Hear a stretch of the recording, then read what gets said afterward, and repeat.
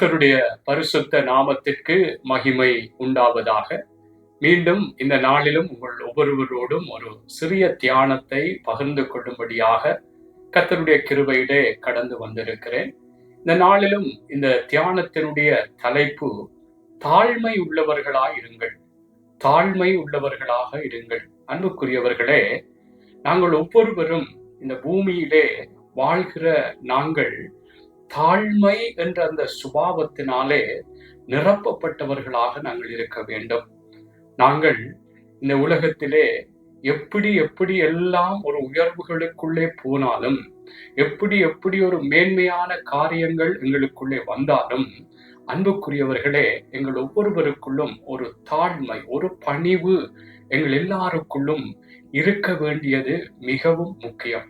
ஆண்டவராகிய இயேசு கிறிஸ்துவனுடைய பிள்ளைகளாக இருக்கிற நாங்கள், அவரை பின்பற்றுகிறவர்களாக இருக்கிற நாங்கள், அவரை போல நாங்கள் காணப்பட வேண்டும். அவர் எப்படிப்பட்டவராக இந்த பூமியிலும் அன்பானவர்களே வாழ்ந்தார், தாழ்மை உள்ளவராகவே வாழ்ந்தார். அதே போல தன்னை தாழ்த்தி இந்த பூமிக்கு வந்தார் என்பதையெல்லாம் நாங்கள் பார்க்கிறோம். ஆகவே இந்த நாட்களிலே அன்புக்குரியவர்களே, நான் ஒரு வசனத்தை வாசித்து இன்னும் சில காரியங்களை சொல்ல விரும்புகிறேன். அங்கே பிலிப்பியர் புஸ்தகம் 2வது அதிகாரம் 5வது வசனத்திலிருந்து 8வது வசனம் வரைக்கும் நீங்கள் பார்ப்பீர்கள் என்றால், கிறிஸ்து இயேசுவில் இருந்த சிந்தையே உங்களிலும் இருக்க கடவது. அவர் தேவனுடைய குமாரனாய் இருந்தும், தேவனுடைய ரூபமாய் இருந்தும், தேவனுக்கு சமமாய் இருப்பதை கொள்ளையாடின பொருளாக எண்ணாமல் தம்மைத்தாமே வெறுமையாக்கி அடிமையின் ரூபம் எடுத்து மனுஷ சாயலானார். அவர் மனுஷ ரூபமாய் காணப்பட்டு மரண பரியந்தம், அதாவது சிலுவையின் மரண பரியந்தமும் கீழ்ப்படிந்தவராகி தம்மைத்தாமே தாழ்த்தினார். அன்பானவர்களே, பாருங்கள், எப்படிப்பட்ட தெய்வம் எப்படியாக தன்னை தாழ்த்தி இந்த பூமிக்கு அவர் வந்து தன்னுடைய ஜீவனையே, சொல்லப்பட்டிருக்கிறது, சிலுவையின் மரண பரியந்தம் கீழ்ப்படிந்தவராகி பிதாவாகிய தேவனுடைய விருப்பத்தின் பிரகாரம் இந்த பூமியிலே தன்னை தாழ்த்தி அன்பானவர்களே செயற்பட்டார் என்று வேதம் சொல்லுகிறது. அன்புக்குரிய சகோதர சகோதரிகளே, நாங்களும் இந்த நாட்களிலே எங்களுக்கும் பலவித மேன்மைகள், உயர்வுகள் அல்லது நல்ல, அதாவது ஆசீர்வாதமான விடயங்கள் இருந்தாலும் எங்களுக்குள்ளே இருக்க வேண்டிய ஒரு சுபாவம், தாழ்மை, பணிவு எங்களுக்குள்ளாக இருக்க வேண்டும். ஆண்டவராக இயேசு கிறிஸ்துவை குறித்து பார்த்தோம்.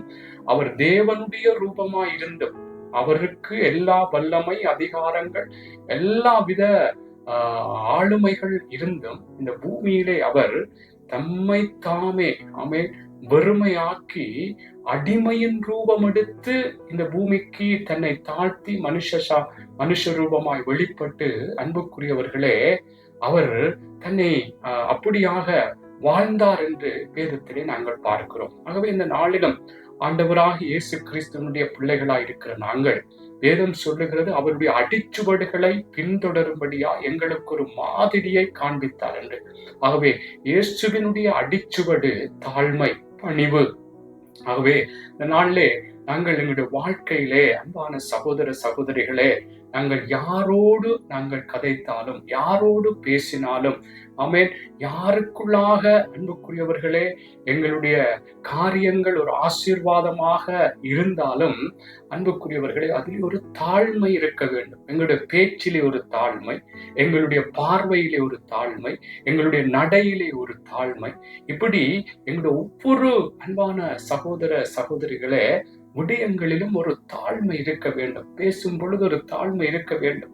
அதிலே ஒரு பெருமையான கதைகள், எங்களுக்கு நான் சொன்னது போல நல்ல திறமைகள் இருக்கலாம், அறிவு இருக்கலாம், படிப்பு இருக்கலாம், பணம் இருக்கலாம், பல காரியங்கள் எங்களுக்குள்ளாக இருக்கலாம். ஆனால் அதிலே நாங்கள் ஒரு பெருமை கொண்டு, அன்புக்குரியவர்களே, மற்றவர்களை மதிக்காமல் நாங்கள் எங்களுடைய பேச்சுக்களையும் செயல்களையும் எங்களுடைய கிரியைகளை நாங்கள் வெளிப்படுத்துவோமா இருந்தால் அது தேவனுக்கு பிரியமில்லை.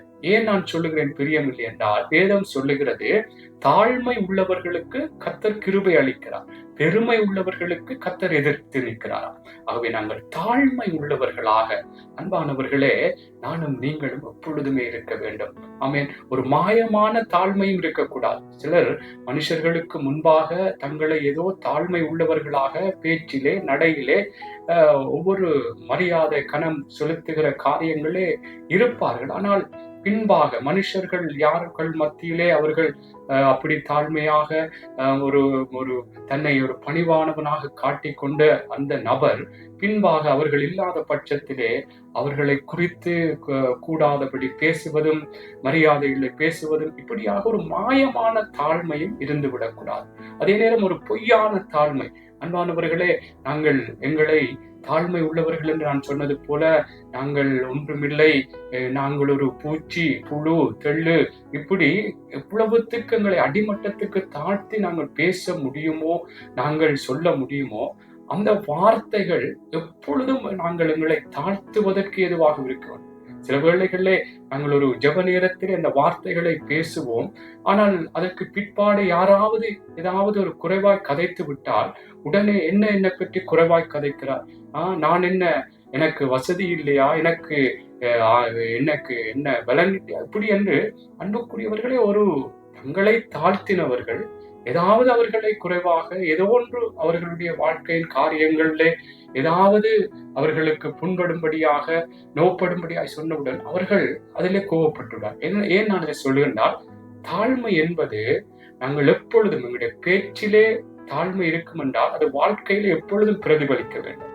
நடையிலே தாழ்மை இருக்கும் என்றால் எப்பொழுதும் அந்த தாழ்மை பிரதிபலிக்கும். மாயமான தாழ்மை, பொய்யான தாழ்மை எங்களுக்குள்ளே இருந்து விடக்கூடாது. அன்புக்குரிய சகோதர சகோதரிகளே, இயேசு எப்படி தம்மை தாமே வறுமையாக்கி, ஆமென், அவர் அடிமையின் ரூபம் எடுத்து அவர் மனுஷ சாயலாக இந்த பூமிக்கு வெளிப்பட்டு மரண பரியந்தம், சிலுவையின் மரண பரியந்தம் கீழ்ப்படிந்தவராகி தன்னை தாழ்த்தினது போல நாங்களும் எப்பொழுதும், அன்புக்குரியவர்களே, நாங்கள் எங்களை ஒரு பொருட்டாக எண்ணுவோமா இருந்தால் நாங்கள் தாழ்த்த முடியாது. நான் யார்? நான் யார்? எனக்கு இப்படி படிப்பு இருக்கு, எனக்கு இப்படி பணம் இருக்கு, எனக்கு பலன் இருக்கு, நான் இப்படி பொறுப்புல இருக்கிறேன், இதெல்லாம் ஒரு பொருட்டாக, இதெல்லாம் கர்த்தர் தான் எங்களுக்கு தந்தவர், தெய்வம்தான் எங்களுக்கு தந்தவர் என்று சொல்லி, அன்பான சகோதர சகோதரிகளே, நாங்கள் வாழ்வோமா இருந்தால் எங்களுக்குள் எப்பொழுதும் தேவனையே சார்ந்து, தேவனையே பார்த்து நாங்கள் எங்களை தாழ்த்தி, இன்னும் எங்களை தாழ்த்த தாழ்த்த தேவனுடைய கிருபை பெருகும் என்று சொல்லி இருக்கிறவனால், இதெல்லாம் கர்த்தருடைய கிருபை. என்னை இப்படி வாழ வைத்திருக்கிறார், என்னை இப்படி படிக்க வைத்திருக்கிறார், ஞானம் தந்திருக்கிறார், இப்படி திறமை தந்திருக்கிறார், கர்த்தர் தான். இதிலே நான் என்னை குறித்து பெருமை பாராட்டுவதற்கு ஒன்றுமில்லை என்று சொல்லி, கர்த்தர் என்று சொல்லி அவரை முன்னிலைப்படுத்தி, அன்பானவர்களே, ஒரு தாழ்மை உள்ளவர்களாக நாங்கள் எங்களுடைய காரியங்களை வெளிப்படுத்த வேண்டும், பேச வேண்டும், செயற்பட வேண்டும். எதிலும் கூட எங்களுக்கு நான் சொன்னது போல கர்த்தர் பல ஆசீர்வாதங்களை தந்து, அதை வைத்து நாங்கள் பெருமை கொள்ளக்கூடாது. சிலர் அழகிலே பெருமை, சிலருக்கு தங்களுடைய உடைகளிலே பெருமை, சிலர் இன்னும் ஆவிக்குரிய ரீதியில கூட சிலர் பெருமை பாராட்டுவார்கள். நான் இல்லை என்றால் இந்த சபை நடக்காது, நான் இல்லை என்று சொன்னால் பாஸ்டர் எந்த காரியத்தையும் செய்ய மாட்டார், நான் தான் அவருடைய வலதுகை, பாஸ்டர் அவருக்கு எல்லாம் நான் தான் சொல்லுகிறது என்று சொல்லி இப்படி சிலர் பெருமை. நான் ஆராதனை பண்ணினால் அங்கே எல்லாரும் ஒரு தேவ பிரசன்னத்துக்குள்ளே வருவார்கள், இப்படியாக ஒரு ஆவிக்குரிய பெருமை. நான் என்று சொல்லுகிறதே அன்பானவர்களே பெருமை, தன்னை தாழ்த்தாம். இதெல்லாம் கர்த்தருடைய கிருபையில் தான் கர்த்தர் சபையை ஒருவருக்கு நடத்தும்படியாக கொடுக்கிறார், ஊழியங்களை கொடுக்கிறார், அல்லது ஊழியர்களுக்கு ஒத்தாசையாக செயற்படும்படியாக வைக்கிறார். அதை விட்டு நான் இல்லை என்றால் இதெல்லாம் நடக்காது. இப்படி பெருமை கொள்ளாமல் ஒரு தாழ்மை, கர்த்தரைக்குள்ளாக எங்களை ஒப்பு கொடுத்து நாங்கள் பேச வேண்டும். அல்லேலூயா. பாருங்கள், சில உதாரணங்களை நான் சொல்லுகிறேன். உங்களுக்கு தெரிந்த உதாரணங்கள் தான். அங்கே லூசிபர் என்று சொல்லுகிற ஒரு தூதனை குறித்து உங்களுக்கு தெரியும். அவன் எப்படியாக ஒரு பெருமை கொண்டான், தன்னை தாழ்த்தாமல். கர்த்தர் தான் தன்னை இப்படி ஒரு நல்ல ஆராதிக்கத்தக்கதான, ஆராதனை செய்யத்தக்கதான ஒரு நிலையிலே வைத்திருக்கிறார் என்று சொல்லி அவன் கர்த்தருக்குள்ளாய் தன்னை ஒப்பு கொடுத்து தாழ்த்தி செயற்படாமல் அவன் எப்படியாய் பெருமை கொண்டு ஆண்டவரையே விட தான் உயருவேன் என்று சொல்லி அவன் பேசுகிறதை பாருங்கள். ஏசாயா 14, 13, 14 பாருங்கள். நான் வானத்துக்கு ஏறுவேன், தேவனுடைய நட்சத்திரங்களுக்கு மேலாக என் சிங்காசனத்தை உயர்த்துவேன், வடபுறங்களில் ஆராதனை கூட்டத்தில் பர்வதத்திலே வீற்றிருப்பேன் என்றும், நான் மேகங்களுக்கு மேலாக உன்னதங்களில் ஏறுவேன், உன்னதமானவருக்கு ஒப்பாவேன் என்றும் நீ உன் இருதயத்தில் சொன்னாயே. பாருங்கள், அவன் எப்படி அப்படி அவன் இருதயத்திலே சில பாருங்கள், அவன் பேசவும் இல்லை, அன்பானவர்களே சொன்னான், இருதயத்திலே சொன்னான். இன்றைக்கு சில வேளைகளில் வெளியாக ஒரு பெருமை இல்லாதபடி காரியங்கள் இருக்கலாம், ஆனால் உள்ளத்திலே ஆமென் எப்படியாக ஒரு பெருமையான எண்ணங்கள், பெருமையான சிந்தனைகள் தாழ்த்தாதபடி உங்களுடைய உள்ளத்திலேயே இருதயத்திலேயே அந்த தாழ்மை இருக்க வேண்டும், மனத்தாழ்மை. அன்பானவர்களே, இயேசு கிறிஸ்துவை குறித்து சொல்லப்படுகிற மத்தேயு 11:29, நான் சாந்தமும் மனத்தாழ்மையுமாயிருக்கிறேன், என் நுகத்தை உங்கள் மேல் ஏற்றுக்கொண்டு என்னிடத்தில் கற்றுக்கொள்ளுங்கள், அப்பொழுது உங்கள் ஆத்துமாக்கள் இளைப்பாறும். ஆகவே நான் என்ன சொல்லுகிறேன், எங்கள் இருதயத்துல கூட அன்புக்குரியவர்களே அந்த பெருமை இருக்கக்கூடாது, தாழ்மை. கர்த்தர் இன்றைக்கு என்னை வைத்திருக்கிறார்டா, கர்த்தர் எனக்கு இப்படி எல்லாம் காரியங்களை கைகூடி வைத்து பண்ணியிருக்கிறார்டா கர்த்தர் என்று தாழ்த்த கர்த்தருடைய கிருபை பெருகும் தேவ பிள்ளைகளை. ஆமென்.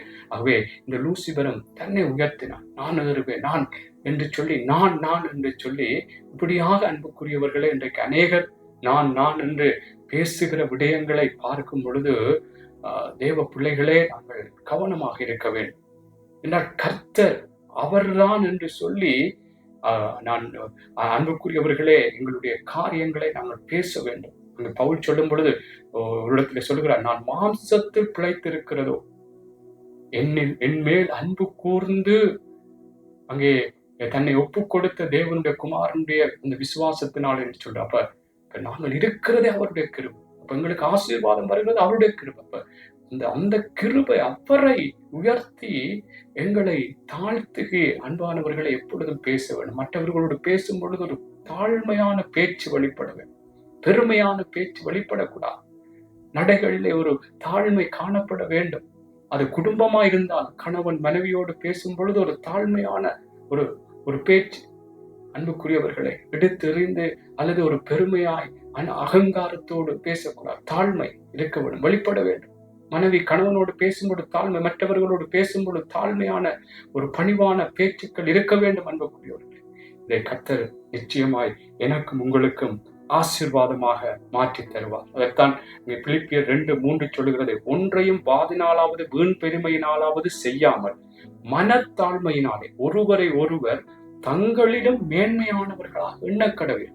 மனத்தாழ்மையினாலே, தாழ்மையினாலே அன்புக்குரியவர்களே, எங்களிலே நாங்கள் பெரியவர்கள் என்று சொல்லி, நான் யார் தெரியுமா, நான் சொன்னால் எல்லாம் செய்யத்தான் வேண்டும் என்று பெருமை இப்படி இல்லாமல் அன்பாக தாழ்மையாய் பணிவாய் அன்பானவர்களே மற்றவர்களை நாங்கள் அப்படி ஒரு மேன்மையானவர்களாக எண்ணுவோமா இருந்தால் நாங்கள் ஒரு பெரியவர்களிடத்திலே அதிகாரத்திலே எப்படி நாங்கள் பேசுவோம் அப்படி மற்றவர்களை எண்ணி நாங்கள் பேச வேண்டும், ஒரு தாழ்மையாய் பேச வேண்டும். அதை விட்டு ஒரு வாதினாலோ இதில் சொல்லப்பட்டது போல வீண் பெருமையினாலே ஒன்று செய்யாம் மற்றவர்களை எங்களிலும் மேன்மையானவர்களாக எண்ணுவோமா இருந்தால் எங்களை தாழ்த்துவோம். ஆமென். அவ இப்படித்தான் அன்பானவர்கள் எங்களுக்குள்ளே அந்த தாழ்மையை என்ற அந்த சுபாவத்தை வளர்த்து கொள்ள வேண்டும். ஆமென். அங்க ரூத் புத்தகத்திலே ரூத் இப்படியாக சொல்லுகிறார். அருமையான ஒரு காரியம் பாருங்கள். 2வது அதிகாரம் 13வது வசனம். அதற்கு அவள், என் ஆண்டவனே, உம்முடைய கண்களில் எனக்கு தயை கிடைக்க வேண்டும். நான் உம்முடைய வேலைக்காரிகளில் ஒருத்திக்கும் சமானமாயிராவிட்டாலும் நீர் எனக்கு ஆறுதல் சொல்லி உம்முடைய அடியாளோட பட்சமாய் பேசினீர் என்றார். எப்படி அவள் தன்னை தாழ்த்துகிறாள் என்றால், நான் உம்முடைய வேலைக்காரிகளிலே கூட ஒருத்தியாய் இருப்பதற்கு கூட சமன் இல்லை, ஆனாலும் எனக்கு ஆறுதல் சொல்லி உங்களுடைய அடியாளோட பட்சமாய் எப்படித்தான் தாழ்த்தணும். இவ்வளவோ வேலைக்காரிகள் இருக்கணும், அவங்களோடு கூட நான் என்னை வைத்து பார்க்கறதுக்கு ஒரு தகுதி இல்லாதவள், ஆனால் என்னை விசாரித்தீர் என்று ஆண்டவனே என்று சொல்லுவார். அப்படித்தான் அன்பானவர்களே எங்களை தாழ்த்த வேண்டும். எங்களுக்கு நல்ல அதாவது மேன்மையான ஆசீர்வாதமான விடயங்கள், படிப்புகள், பணங்கள், பலவிதமான திறமைகள் இருந்தால் எங்களுக்குள்ளே தாழ்மை இருக்க வேண்டும், பணிவு இருக்க வேண்டும். நான் படித்திருக்கிறேன், எனக்கு பணம் இருக்கிறது, எனக்கு எவ்வளவு ஆசீர்வாதம் இருக்கிறது, நான் இப்படித்தான் கதைப்பேன், எடுத்தெறிந்துதான் கதைப்பேன், பெருமையான ஒரு மேட்டிமையான எண்ணத்தோடு தான் கதைப்பேன் அன்புக்குரியவர்கள் இப்படி இருந்து விடக்கூடாது. எங்களுடைய பேச்சுக்கள்ல கூட அன்பானவர்களே இந்த பெருமை இருக்கும் பொழுது கூட கர்த்தர் அதை கூட சில வேளைகள்ல எங்களுக்கு ஒரு வேதனையாக மாற்றி விடுவார். உங்களுக்கு தெரியும், நேபுகாத் நேச்சார் சொல்லுகிறார், நான் கட்டின பாபிலோன். தானியேல் புஸ்தகத்திலே நீங்க பார்க்கும் பொழுது அங்கே 4:30 பாருங்கள், இது என் வல்லமையின் பராக்கிரமத்தினால் என் மகிமை பிரதாபத்திற்கென்று ராஜ்யத்துக்கு அரமணியாய் நான் கட்டின மகாபாபிலோன் அல்லவா என்று சொன்னார். இந்த வார்த்தை ராஜாவின் வாயில் இருக்கும் போதே வானத்திலிருந்து ஒரு சத்தம் உண்டாகி ராஜாவாகிய நேபுகாத் நேச்சாரே, ராஜ்யபாரம் உன்னை விட்டு நீக்கிட்டு. பாருங்கள், தான் கட்டின பாபிலோன். அதான் நான் சொல்கிறேன், நான் இதெல்லாம் என்னுடைய பிரயாசம், எனக்கு திறமை, இப்படியெல்லாம் கதைக்க கூடாது அன்புக்குரிய. கவனமாய் இருப்போம், தாழ்மையாய் பணிவாய். கர்த்தர் எனக்கு இப்படியெல்லாம் கிருபை தந்தார், கர்த்தருடைய கிருபைகளை உங்களுக்கும் தருவார், உங்களுக்கு நான் உதவி செய்கிறேன் கர்த்தருடைய கிருபைகள் என்று இப்படி மற்றவர்களை, அன்பானவர்களே, நாங்கள் ஒரு தாழ்வின் அந்த மனப்பான்மையோடு மற்றவர்களோடு பேச வேண்டும், நடக்க வேண்டும். ஆமென். இதை விட்டு எந்த விதத்திலும் எங்களுக்குரிய ஆவிக்குரிய விடயங்கள்ல கூட, ஆவிக்குரிய காரியங்களை வைத்து கூட நாங்கள் பெருமையாக எண்ணி விடக்கூடாது, மற்றவர்களை அற்பமாய் எண்ணி விடக்கூடாது. தாழ்மை இருக்க வேண்டும். என்னுடைய குடும்பம் தெரியுமா, எல்லாரும் ஊழியக்காரர்கள், என்னுடைய அப்பா ஊழியக்காரர், என்னுடைய தம்பி ஊழியக்காரர், இப்படி எல்லாம் அன்பானவர்களே ஒரு பெருமை, ஆவிக்குரிய பெருமை. நான் இப்படி வேதம் படிக்கிறேன் என்று சொல்லி இப்படியான நல்ல வேதம் படிக்க வேண்டும், நல்லபடி ஆண்டவரோடு இருக்க வேண்டும், நல்ல ஊழியக்காரர்களுடைய ஊழியக்காரர்களாக குடும்பங்கள்ல இருக்கிற நல்லா. ஆனா அது ஒரு பெருமையாய் மாறக்கூடாது. தாழ்மையாக ஆவிக்குரியவர்கள் ஒரு தாழ்மை, இயேசு எப்படி தன்னை தாழ்த்தினாலும் நானும் நீங்களும் அப்படியாக அன்பான சகோதர சகோதரிகளை நாங்கள் தாழ்மை உள்ளவர்களாக எங்களை தாழ்த்தி தேவனுக்குள்ளாக எப்பொழுது நாங்கள் வாழும். உங்களுக்கு ஆசீர்வாதம் இருந்தாலும் கர்த்தருக்குள்ளாக, கர்த்தர் தான் இதை தந்தார் என்று சொல்லி எங்களை தாழ்த்த வேண்டும். மற்றவர்களோடு பேசும்பொழுது தாழ்வான ஒரு தாழ்மையான ஒரு பேச்சு, பணிவான ஒரு பேச்சு, நடைகள் பணிவான ஒரு நடை, எங்களுடைய பார்வைகள் ஒரு பணிவான தாழ்மையான பார்வைகளாக இருக்கணும். வேதத்தின் சொல்லப்படுகிறது, அவர்கள் எடுப்பாய் கொழுப்பாய் அங்கே ஏதோ பார்க்கிறார்கள் என்று சொல்லி ஒரு இடத்துல ஒரு சங்கீத பகுதியில் இருக்கிறது. அவர்களுடைய பார்வை அங்கே கொழுப்பாய் ஏதோ எடுப்பாய் பார்க்கணும், நல்ல அருமையான வார்த்தை ஒன்று இருக்கிறது. அப்படி பார்வைகள் கூட ஒரு பெருமையான பார்வைகளா இருக்கக்கூடாது. சிலர் ஏழைகள் இருப்பார், முடியாதவர்கள், அவர்களை எல்லாம் நாங்கள் அன்பாக தாழ்மையாக அவர்களோடு நாங்கள் சேர்ந்து அன்புக்குரியவர்களை தாழ்த்தி அவர்களோடு நாங்கள் நடக்க வேண்டும், அவர்களுக்கு தேவையான காரியங்களை சந்திக்கும். ஆகவே அன்பான சகோதர சகோதரிகளை நாங்கள் ஒரு தாழ்மை உள்ளவர்களாக இருப்போம். கர்த்தருடைய கிருபை எங்களுக்குள்ளே பெருகும். கர்த்தர் உங்களை ஆசீர்வதிப்பாராக. ஆமென், ஆமென்.